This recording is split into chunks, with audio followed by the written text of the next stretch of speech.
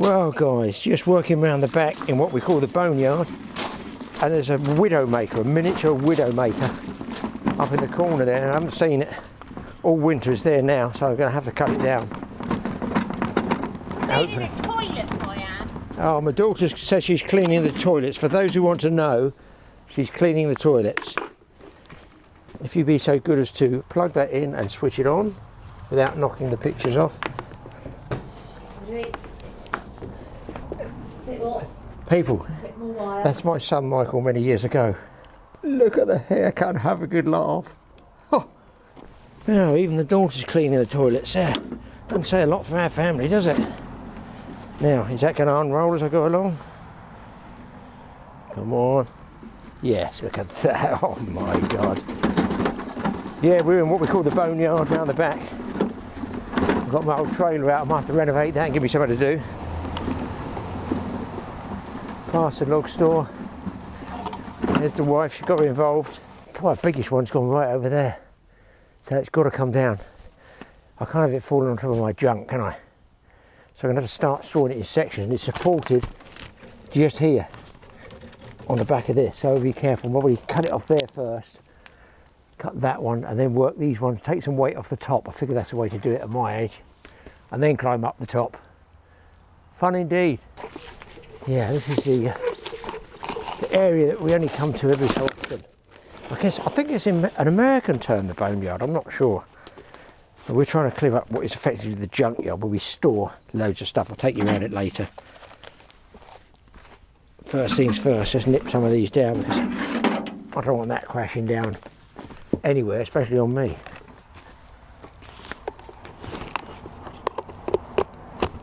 There we go for nipping this off.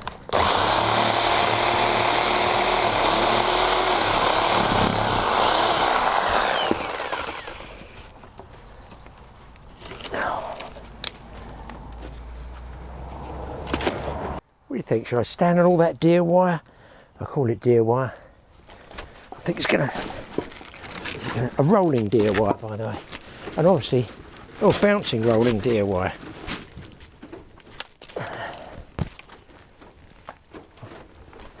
Yeah, let's have a go at that. Look dangerous, and also under the tree.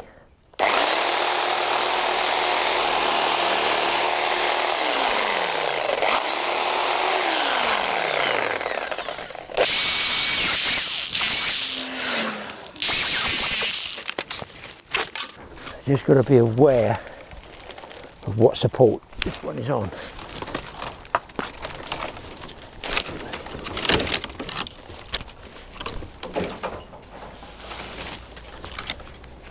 I think it's another dead part of it there. I don't know what's more dangerous, standing on this heap of rolling wire or standing on this old shed that's collapsing. Either could go.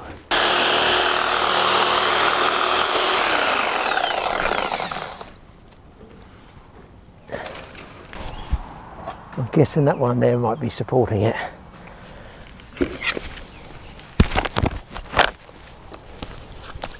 Let's have an old go at it.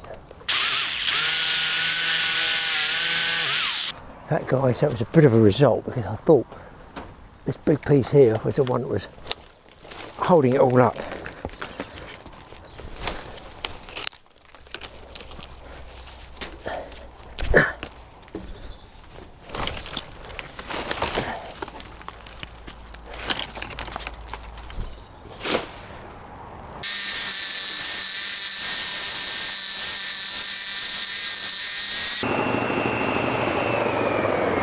Right, I'm just going to go through this way into the depths of the boneyard. Look at all these tiles I've got to move. Even more of these antique ones down there.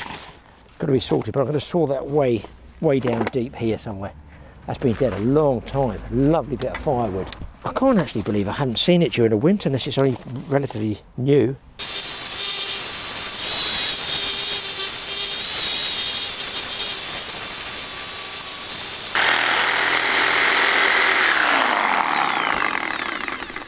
There we go. Oh, I think. Oh. Yep, we got him. and I've discovered my slates at the same time.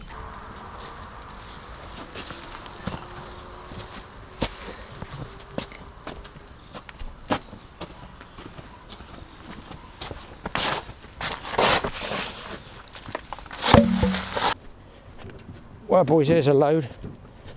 I'll bring it over here because this is where the sawing horse and sawing area is. And that's going to be a lot of logs to axe up. Saw first and then axe. Yet another job.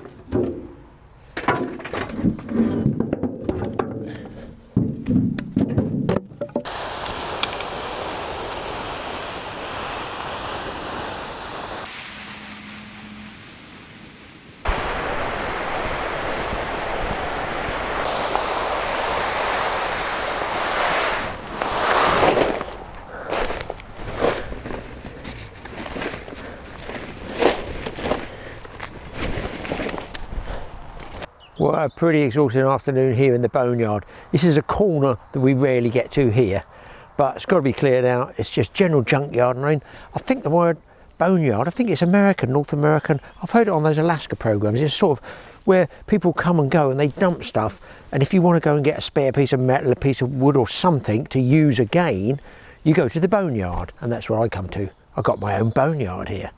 I'll show you around it now. It's a little bit tidier. So log cutting area is here. That's where I slab up my log. Things like this I keep. These are actually Victorian. Belonged to my mum's house years ago, so I kept them, so they're 100 and God knows what years old. You spike them in, they make a pattern around the edges. Now you can get these new, but these are antique ones, and this one especially. It's a lovely pattern on that one. And they're all art, so they will both be Victorian, because the houses, they were the ones that were built with the house. Then obviously I keep a stock of slates. Over here we had the whole roof of that left hand side rebuilt, extended out over the years, and I went and bought them back in my car on a small trailer, every single tile on that roof. So obviously having some left over, I've always kept them as spares, and they work on other premises as well. They come with a little lip on the edge here, and that hangs actually on the edge of the battens across, if I can imagine it. I'll show you. Some people know they need to learn things like this.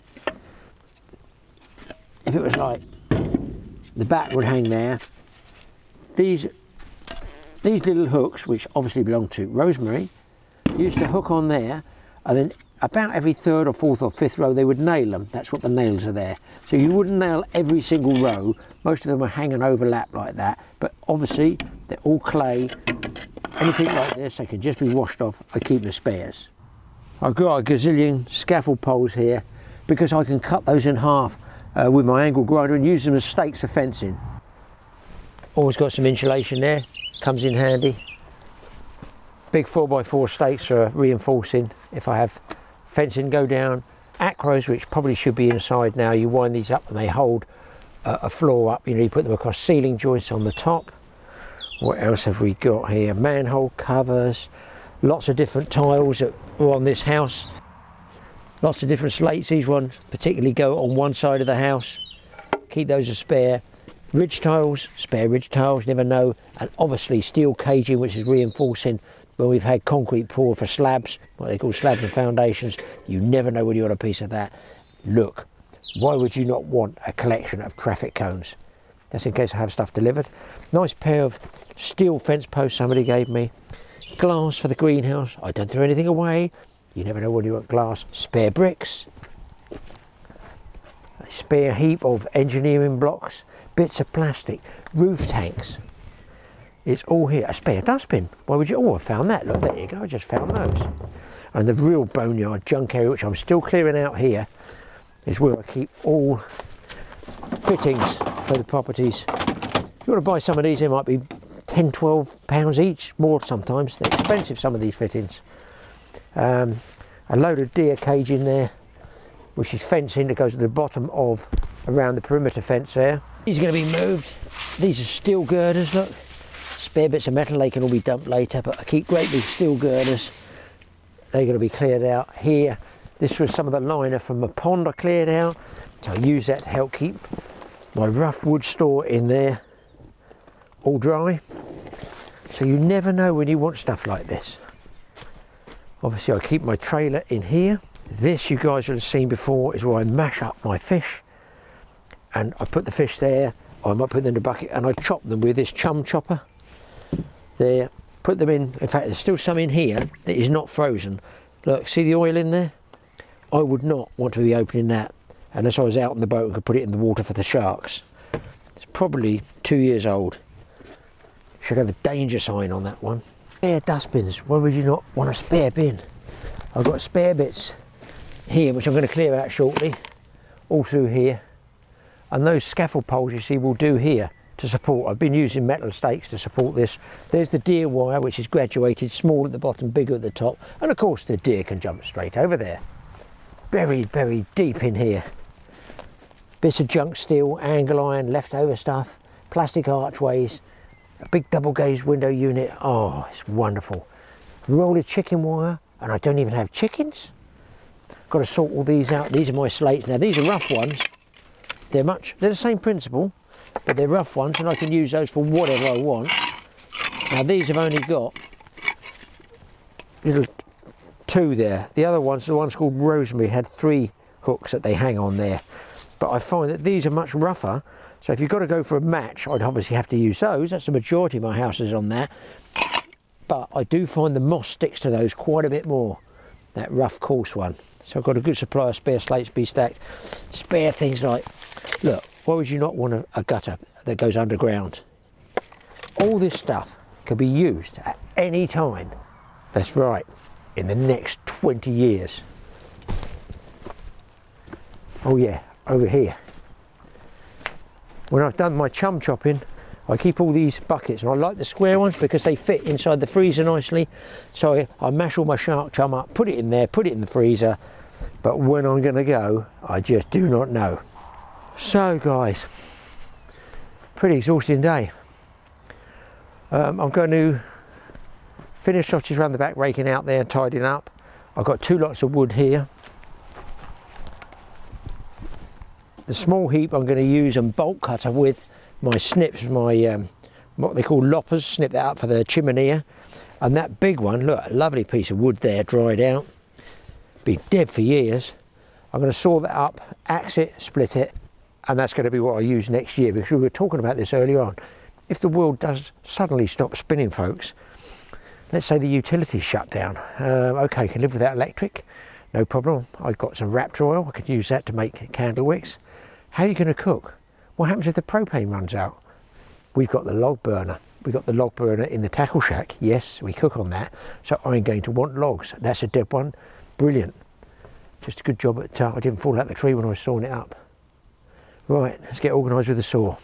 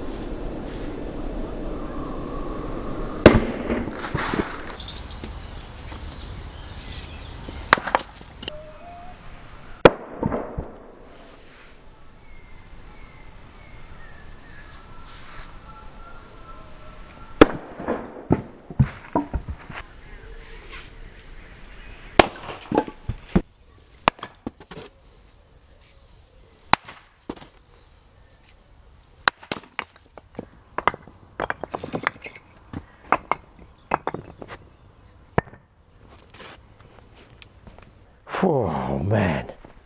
Oh, that's the Corona one. Anyway, I'm tired now. I've chopped a load of wood up there for the chimney, and over here made a good start on the logs that we sawed down from that Widowmaker tree. So really pleased with that. Get the axe away. Well, at least you guys have seen the boneyard that I've got. Tired now, there's only one thing to do. As I say, thanks for watching a totally awesome outdoor show. Sorry there's no fishing in it. And there's one thing I do need, and that's some of this stuff.